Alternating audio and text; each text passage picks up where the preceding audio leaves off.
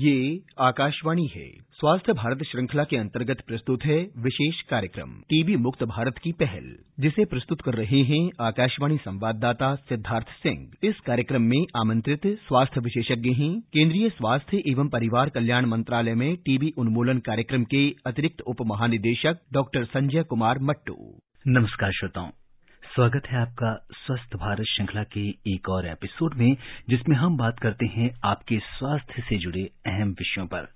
इस श्रृंखला की आज की कड़ी में हम बात करेंगे टीबी मुक्त भारत की पहल पर।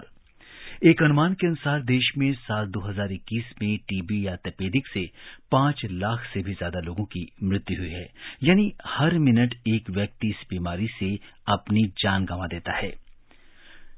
संयुक्त राष्ट्र ने 2030 तक पूरे विश्व से टीबी को पूरी तरह से समाप्त करने का लक्ष्य रखा है। भारत ने 2025 तक देश को टीबी मुक्त करने का बीड़ा उठाया है। नेशनल टीबी सर्वे के अनुसार साल 2019 से 2021 के बीच 1000 में से 3 लोगों में इस बीमारी की पुष्टि हुई है। श्रोताओं, स्वस्थ भारत श्रृंखला में हमारा आज का विषय ट्यूबरकुलोसिस की इस ज्वलंत बीमारी को लेकर है। आज टीबी मुक्त भारत की पहल से संबंधित आपके सवालों के जवाब देने के लिए हमारे साथ आज के इस एपिसोड में जुड़ गए हैं केंद्रीय स्वास्थ्य एवं परिवार कल्याण मंत्रालय में टीबी उन्मूलन कार्यक्रम के अतिरिक्त उप महानिदेशक डॉक्टर संजय कुमार मट्टू। डॉक्टर संजय, नमस्कार। आज के इस विशेष कार्यक्रम में आपका स्वागत और अभिनंदन करते हैं।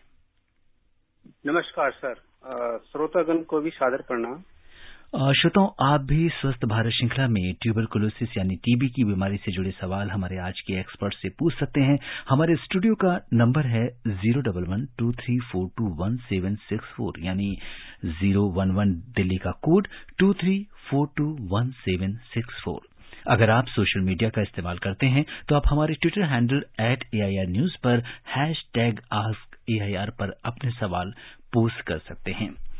और अपनी चर्चा की शुरुआत करते हैं डॉक्टर संजय, और जैसा कि आज का विषय है टीबी मुक्त भारत, तो आपसे ये जानना चाहेंगे सबसे पहले कि इस समय ट्यूबरकुलोसिस को लेकर देश में स्थिति किस तरह की है। क्या कुछ इस बीमारी के बारे में आप बताना चाहेंगे? जी, सबसे पहले मैं ऑल इंडिया रेडियो और श्रोतागण सभी को धन्यवाद करना चाहूंगा।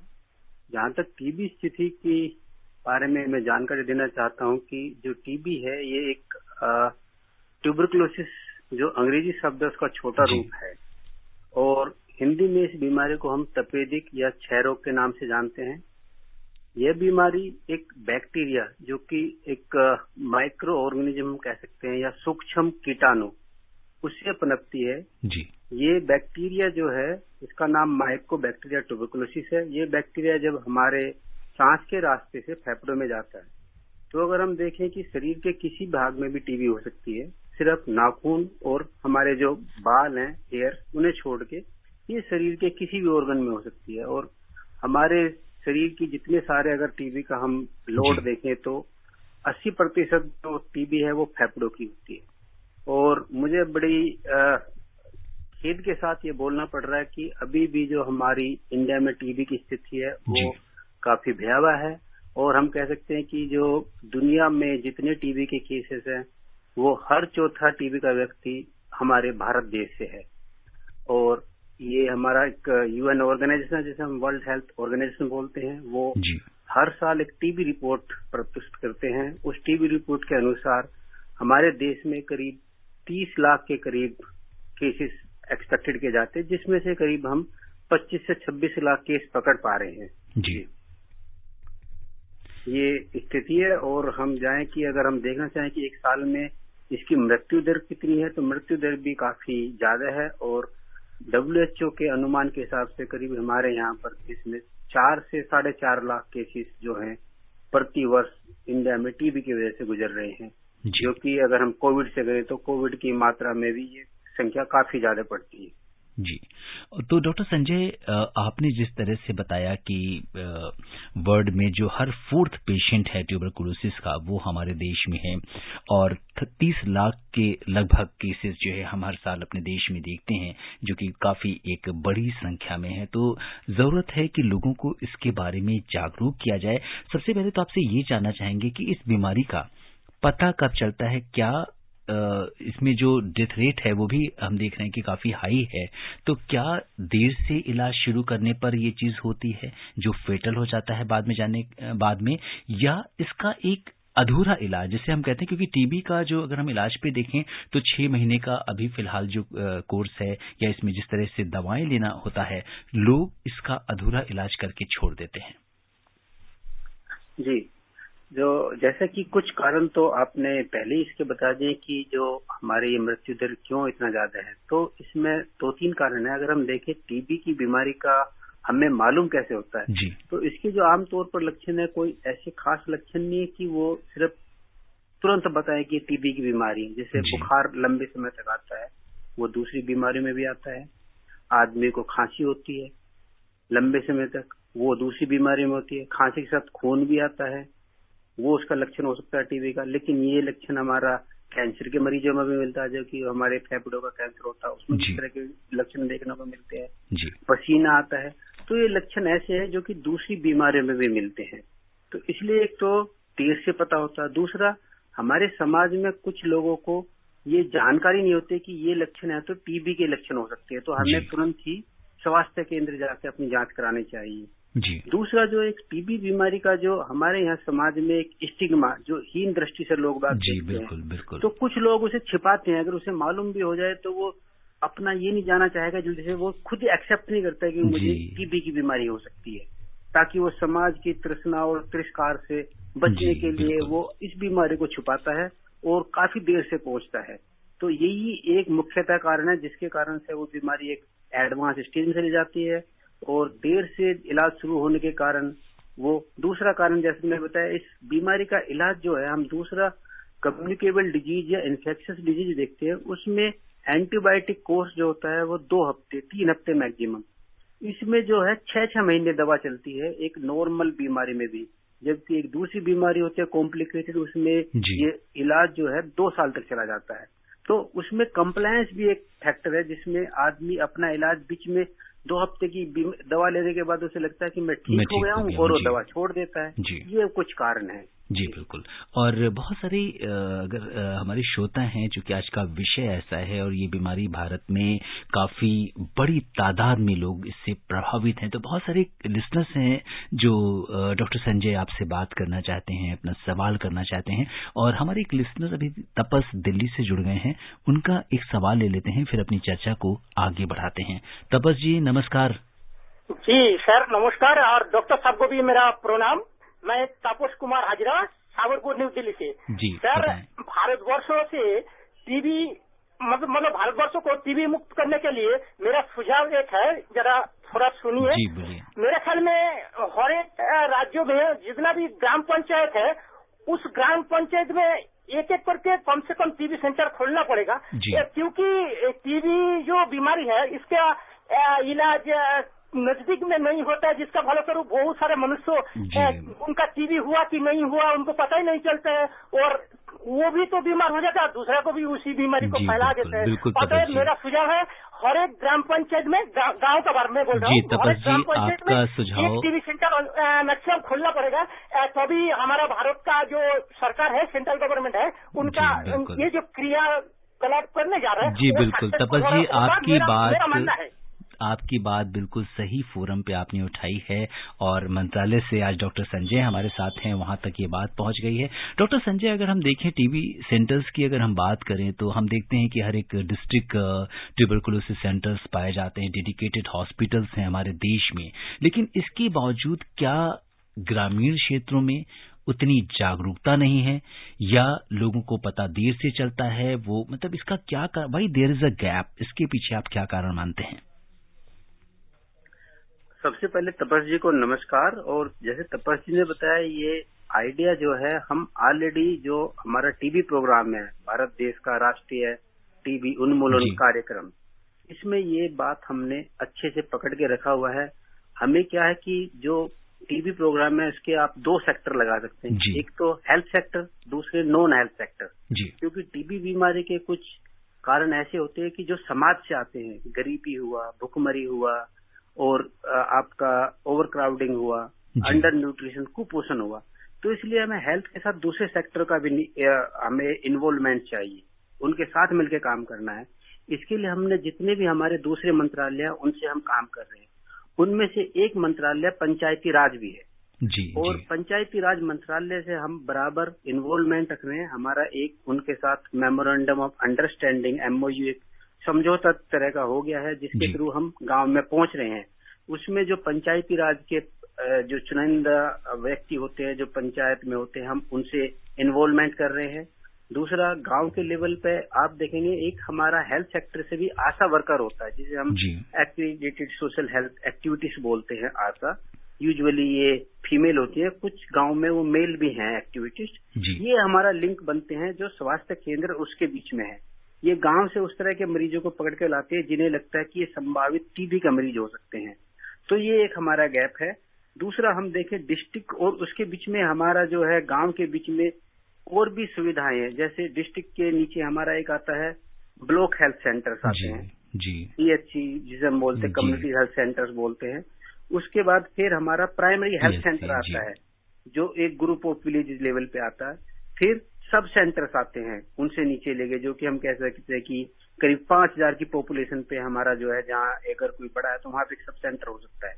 तो इस तरह से हमने ये है, और बिल्कुल विलेज लेवल पे हम पंचायती राज का भी इन्वॉल्वमेंट कर रहे हैं, और जो हमारा आशा दीदी बोलते हैं या आशा मित्र होते हैं, उनसे हम इन्वॉल्वमेंट करके ये इस गैप को फिल कर रहे हैं। जी बिल्कुल। तो इस तरह से जो हम देख रहे हैं कि पूरे भारत में इस नेटवर्क को पूरे फैलाया गया है, ताकि जो बहुत दूर सुदूर गांव में लोग बैठे हुए हैं उनको भी इस बीमारी का इलाज मिल सके। और कहीं न कहीं डॉक्टर संजय, शायद इसीलिए इस विषय को आज हमने आकाशवाणी के इस कार्यक्रम के माध्यम से उठाया है, क्योंकि रेडियो की रीच अगर हम देखें तो न सिर्फ शहरों में है, बल्कि देश के सुदूर गांव में बैठा हुआ व्यक्ति भी इसके बारे में जानकारी ले रहा है और उसको पता चल रहा है कि इलाज सही समय पे कराना है। कितना मुश्किल होता है इसमें, ये कई बार हम ये कहते हैं कि इसका पता लगाने में देर हो गई, आपको बुखार आया या आम सिम्टम्स आए, जैसा कि डॉक्टर साहब आप भी बता रहे हैं कि काफी आम बीमारियों से मिलते जुलते लक्षण है इस बीमारी के। तो ऐसे में ये विभेद कर पाना कि ये ट्यूबरकुलोसिस है नहीं है, कई बार लोगों से चूक होती है और बीमारी तब तक आपके लंग्स या जहां भी जो भी ऑर्गन आपका इन्फेक्टेड है वो काफी ज्यादा डैमेज हो चुका होता है। इस बारे में क्या कहेंगे? जी, तो ये आपने काफी हद तक सही कहा है कि जो चूक या डिले है, तो इसके हम कैसे इससे बचा जा सकता है जी। इसके मैं कुछ सुझाव आपके माध्यम से देना चाहूंगा। जैसे आपने बताया कि ये माध्यम ऐसा है जो इसकी शहरों के साथ साथ हमारे गांव में भी इसकी रीच है, अप्रोच है, जहां पर श्रोतागण इसे सुनते हैं। तो सबसे पहले मैं बताना चाहूंगा कि जितने श्रोतागण इस समय सुन रहे हैं, जो हमारे 4 लक्षण आप ध्यान रखिएगा। 4 लक्षण में है, एक तो कि किसी व्यक्ति को 2 हफ्ते से ज्यादा खांसी है, या 2 हफ्ते से ज्यादा उसे बुखार है, या फिर उसे शाम के समय सोते वक्त पसीना आता है, या वजन कम हो गया है। इन चारों लक्षण में से कोई भी लक्षण है तो वो संभावित TB का मरीज हो सकता है। तो जितना जल्दी हो सके वो मरीज को नजदीकी जितना भी स्वास्थ्य केंद्र है वहां पे जाके उसकी जांच कराना होता है। अब ये स्वास्थ्य केंद्र कहाँ पर है? जैसे हम गांव में रहते हैं तो आशा दीदी जो वो बता सकते हैं कि वो आपकी हेल्प करेगी। कई बार हमारे प्रोग्राम में ये भी सुविधा है कि वो जांच का जो सैंपल है उसे कलेक्ट करके मरीज के घर से वो स्वास्थ्य केंद्र पे भी पहुंचा देती है, और इसके लिए हम आशा दीदी को कुछ प्रोत्साहित राशि भी देते हैं जी, जो इस तरह का जो सैंपल वो मार्क्स देती है। इस सैंपल की जांच हम 2-3 तरीके से कर सकते हैं। प्रोग्राम में हमारे में काफी अच्छी सुविधाएं हैं। अगर हम कहें कि जांच करने की सुविधा पब्लिक हेल्थ सेक्टर में या सरकारी स्वतंत्र में आपको इस TB बीमारी के बारे में आपको ऐसी सुविधा प्राइवेट सेक्टर में भी नहीं मिलेगी जितनी अच्छी सुविधा हमारे गवर्नमेंट सेक्टर में है। इसमें हम एक सूक्ष्मदर्शी होता है जिसे माइक्रोस्कोप, उसके अंदर भी जांच करते हैं, उससे बढ़िया जांच होती है। आजकल हमारी मशीन है जो कि बैक्टीरिया का DNA टेस्ट करती है, जिसे हम नेट टेस्ट बोलते हैं, CD नेट होता है, कार्टनेट, वो सारी सुविधाएं हमारे पास है। तो सिर्फ है कि हमारे पास सैंपल पहुंच जाए किसी तरह से। दिक्कत ज्यादातर क्या होती है कि गांव दूर दराज से वो कई बार गांव का जो प्राइमरी शेल्टर से भी दूरी जो काफी ज्यादा हो जाती है, तो ये एक दिक्कत है। इसे कवर करने के लिए हम पोस्टल डिपार्टमेंट को इन्वॉल्व कर रहे हैं ताकि वो सैंपल ला सके। आशा दीदी उसमें मदद कर सकती है, कोई स्कूटर पे ला सकता है, और प्रोग्राम उसका इंसेंटिव भी प्रोवाइड करता है ताकि वो सैंपल जल्दी आ सके और तुरंत उसकी जांच हो सके, और उसके बाद तुरंत ही हम मरीज को इलाज पे रख सके। जी, तो जैसा कि डॉक्टर संजय ने बताया कि अगर आपको 2 हफ्ते से ज्यादा खांसी है, बुखार आ रहा है, आपका वजन कम हो रहा है या आपको सोते समय पसीना आ रहा है, तो ये लक्षण टीबी के हो सकते हैं। आपको तुरंत जांच करानी चाहिए। और जो श्रोता हमसे अभी भी जुड़े हैं उन्हें बता दें कि स्वस्थ भारत श्रृंखला के आज के इस विशेष कार्यक्रम में हिस्सा ले रहे हैं केंद्रीय स्वास्थ्य एवं परिवार कल्याण मंत्रालय में टीबी उन्मूलन कार्यक्रम के अतिरिक्त उप महानिदेशक डॉक्टर संजय कुमार मट्टू। आप हमारे स्टूडियो के नंबर 0112342164 यानी 011 दिल्ली का कोड 23421764 पर तपेदिक यानी ट्यूबरकुलोसिस की बीमारी से संबंधित सवाल आज आप पूछ सकते हैं। और इस बीच रुख करते हैं गाजियाबाद का, बात करते हैं सुभाष जी से, जानते हैं उनका क्या सवाल है। सुभाष जी नमस्कार। सर नमस्कार जी डॉक्टर साहब को भी नमस्कार। बहुत बहुत स्वागत है सर। आप लोग बधाई के पात्र है कि आप अच्छी जानकारी हम लोगों को देते हैं, इसके लिए आपका बहुत बहुत धन्यवाद सर। जी सुभाष जी, आपका भी बहुत धन्यवाद। इस कार्यक्रम से बस यही चाहेंगे कि जो भी जानकारी आपको मिले वो आप अपने दूसरे लोगों से साझा करें, ताकि समाज से जो टीबी उन्मूलन का जो प्रयास कर रही है सरकार, इसमें हमें सफलता मिल सके। बिल्कुल बिल्कुल सर। मेरा सवाल ये है सर, जैसे एक बार इलाज करा लिया टीबी का, क्या वो दोबारा भी उभर जाती है? तो उभर जाने से पहले, उभरने के बाद हमें कितने समय पर उसकी जांच करानी चाहिए जिससे कि दोबारा ना आए? जी बिल्कुल, बहुत अच्छा सवाल पूछा है डॉक्टर संजय। क्या कहेंगे कि एक बार रिकरेंस भी क्या इस बीमारी का होता है? क्या ये बीमारी दोबारा हो सकती है? सुभाष जी नमस्कार। और आपका सवाल एकदम अव्वल दर्जे का सवाल है। जो आपने ये बोला कि अगर किसी को बीमारी हो गया तो उससे दोबारा भी हो सकता है, क्या है? ये बिल्कुल संभव है कि एक व्यक्ति को अगर टीबी हो गया तो उससे दोबारा भी टीबी होने की संभावना बनी रहती है। इसके लिए हमारे प्रोग्राम में एक हमारी एक्टिविटी है, जो वो क्रिया क्या करते हैं कि हम जो भी टीबी का मरीज है, एक बार उसका इलाज पूरा होने के बाद 2 साल तक हमें उसे फॉलोअप करते हैं। जी। तो हर 6 महीने बाद हमारा ही सरकार की तरफ से जो कर्मचारी होते हैं, जिन्हें हम ट्रीटमेंट सुपरवाइजर बोलते हैं, STS सीनियर ट्रीटमेंट सुपरवाइजर, जो कि हमारे ब्लॉक लेवल के हेल्थ सेंटर पे होते हैं, वो हर 6 महीने बाद जाके मरीज के घर पर वो उनसे बातचीत करते हैं, जानकारी लेते हैं कहीं दोबारा कोई लक्षण तो नहीं उभर रहे हैं। और 2 साल का पीरियड बहुत ही इम्पोर्टेंट होता है, महत्वपूर्ण होता है, जिसमें हम बार बार जाके हर 6 महीने बाद देखते हैं कि उसे कोई लक्षण तो नहीं आ रहे हैं। अगर आ रहे तो उसे तुरंत हम इलाज में रख सकते हैं। ये हमारी तरफ से ऑलरेडी एक प्रतिक्रिया की जाती है प्रोग्राम के अंदर। जी। और डॉक्टर संजय, जब से कोविड आया है और उस समय से इन्फेक्शियस डिजीज के बारे में लोगों में काफी जागरूकता बढ़ी है, चाहे हम कोविड प्रोटोकॉल की बात करें, मास्क लगाएं या दूसरे, तो ना सिर्फ क्या आप मानते हैं कि ये सब कोविड एप्रोप्रिएट बिहेवियर अपनाने से ना सिर्फ हम कोविड से ही बचते हैं बल्कि ट्यूबरकुलोसिस से भी बचाव होता है हमारा? जी सिद्धार्थ जी, आपने ये बिल्कुल सही बताया कि जो कोविड एप्रोप्रिएट बिहेवियर से हमें जो ट्रांसमिशन चेन है टीबी का, उसे कंट्रोल करने में काफी लाभ और फायदा हुआ है। इसका कारण क्या होता है कि जो टीबी की बीमारी है, ये भी कोविड की तरह खांसने से जो हमारे यहाँ एयर ड्रॉपलेट बन जाते हैं, एरोसोल्स बोलते हैं, जिसमें कि कीटाणु हवा में एक ड्रॉपलेट के उसमें तैरते रहते हैं जी। और जब हम दूसरा व्यक्ति उन ड्रॉपलेट्स को इनहेल कर लेता है, उसी से इन्फेक्शन होता है। अगर हम मास्क लगाते हैं या खांसते वक्त अपना जो माउथ एंड लिप्स नोज को कवर कर लेते हैं, तो वो जो ड्रॉपलेट्स हैं वो एनवायरनमेंट में दूर तक नहीं जाते हैं जी।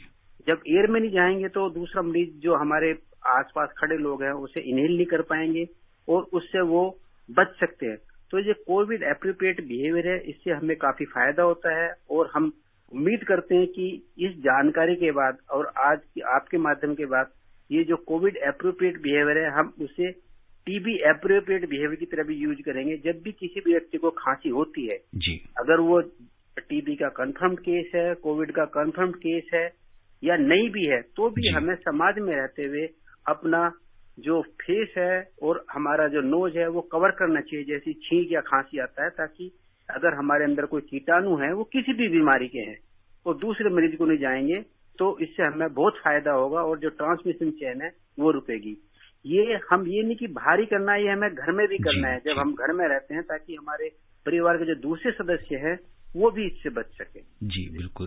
तो अगर हम देखें तो कोविड के बाद जो जागरूकता बढ़ी है टुवर्ड्स इन्फेक्शियस डिजीज या कम्युनिटी डिजीज के बारे में हम बात करेंगे, जिससे कि पूरे समाज में बीमारी के फैलने का खतरा हो जाता है, तो उसमें निश्चित तौर पर ये बिहेवियर अपने आप में इसका बचाव करता है। और कॉल लेते हैं महेश शर्मा जी की बड़ौद से और जानते हैं उनका क्या सवाल है ट्यूबरकुलोसिस को लेकर। महेश जी नमस्कार। नमस्कार जी बहुत बहुत स्वागत है आपका। मैं डॉक्टर साहब को भी नमस्कार बोलता हूँ। नमस्कार महेश जी।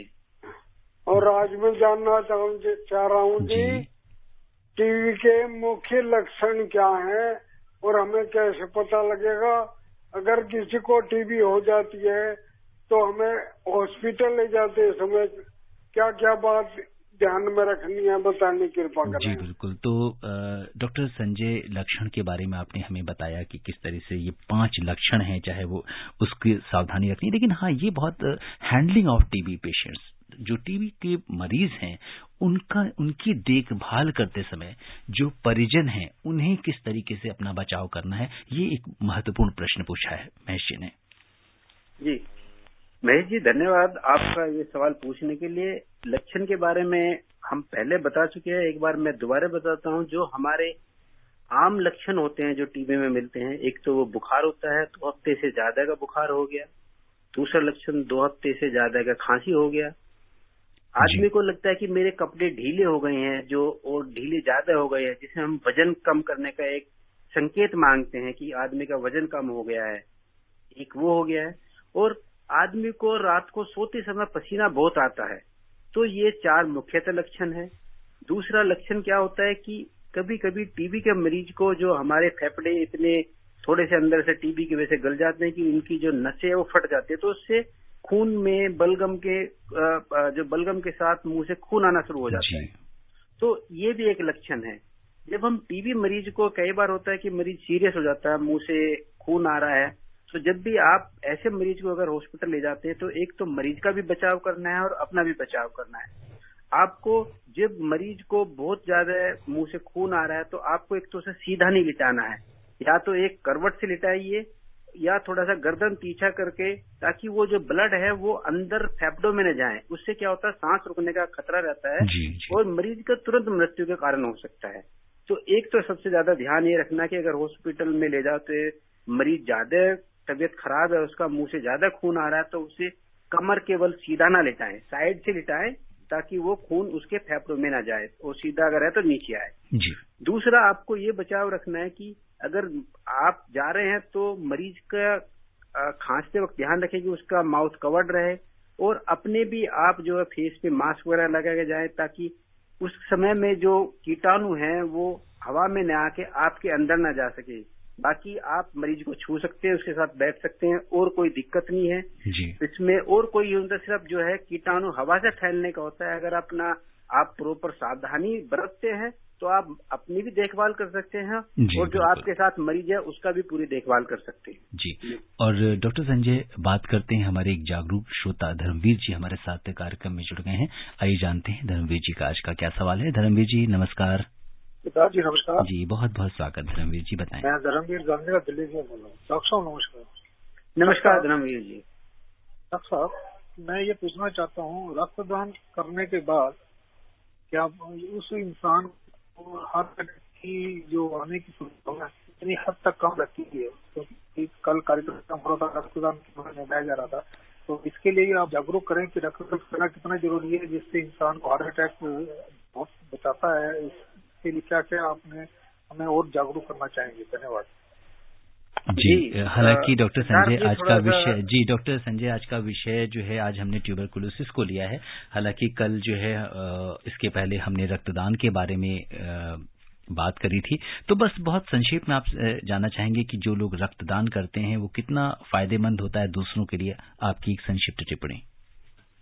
जी धर्मवीर जी, जो आपने रक्तदान का जो ये अभी टॉपिक छेड़ा है, हम ये बात करना चाहेंगे। देखिए, रक्तदान एक ऐसा है कि ये रक्त जो है ना तो केमिकल से हम फैक्ट्री में बना सकते हैं, ना हम इसे कहीं बाहर से दूसरे से ला सकते हैं। तो एक इंसान ही दूसरे इंसान को रक्तदान कर सकता है। इसलिए हम रक्तदान को सबसे महान दान में से एक मानते हैं, जो कि आदमी को कई बार बहुत जरूरत होती है। किसी का ब्लीडिंग हो जाए, किसी का चोट लग जाए या कोई ऑपरेशन के टाइम में हो जाए, तो उस समय शरीर से जो ब्लड जाता है उसकी पूर्ति सिर्फ रक्त ही कर सकता है, और रक्त, एक इंसान का रक्त ही दूसरे इंसान के काम आ सकता है।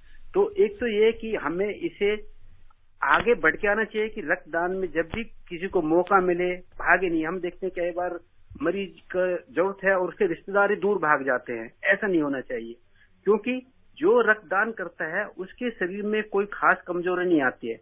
और हम कहते हैं कि अगर वो नॉर्मल डाइट भी लेता रहेगा, जो उसका रोजाना का खाना है, उस खाने के साथ ही 2-3 महीने में जितना ब्लड देता है वो उसकी पूर्ति तुरंत हो जाती है। इनफैक्ट वो 3-4 महीने के बाद दोबारा रक्तदान करने के लिए तैयार हो जाता है। इसमें किसी प्रकार की शरीर में कमजोरी नहीं आती है, कोई काम करने में आपको समस्या नहीं होती है। तो रक्तदान एक महान दान है, और इससे मरीज की आप जान बचा सकते हैं। और जान बचाने का आप समझ सकते हैं कितना बड़े पुण्य का काम होता है कि आप किसी व्यक्ति की जान बचा रहे हैं।